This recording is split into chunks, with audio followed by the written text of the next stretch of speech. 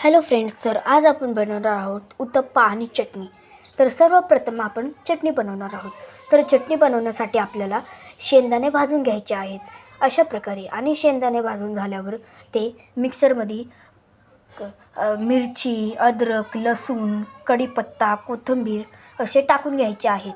आणि ते टाकून झाल्यानंतर आपल्याला ते वाटून घ्यायचे आहेत अशा प्रकारे बघू शकता. आणि त्यात पाणी घालायचे आहे, तुम्हाला जेवढं बरोबर वाटेल तेवढं.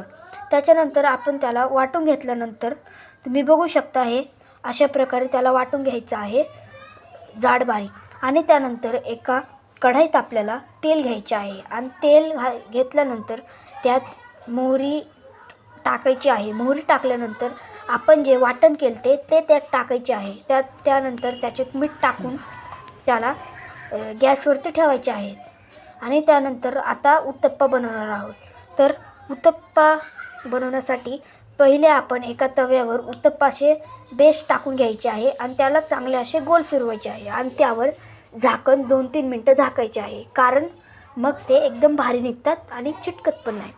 आणि झाल्यानंतर एक साईड भाजून झाल्यानंतर आपल्याला त्याला पलटी करायची आहे आणि दुसरी साईड पण चांगली भाजून घ्यायची आहे. तर बघू शकता किती असा भारी आपला उत्तप्पा झालेला आहे. त्याच्यानंतर अशा प्रकारे आपण उरलेले सर्व पिठाचे उत्तप्पा बनवून घेणार आहेत. त्याच्यावर पण तसेच झाकून घ्यायचे आहे. आणि तुम्ही आमच्या चॅनलला सबस्क्राईब करा, लाईक करा, शेअर करा, कमेंट करा आणि आम्हाला जास्तीत जास्त प्रेम द्या. तर बघू शकता आपला उत्तप्पा कसा दिसत आहे. आणि एक उत्तप्पासुद्धा चिटकला नाही आहे मित्रांनो. आणि अतिशय स्वादिष्ट उत्तप्पा असा बनलेला आहे. आणि बघू शकता प्लेटमध्ये किती छान दिसतोय. बाय.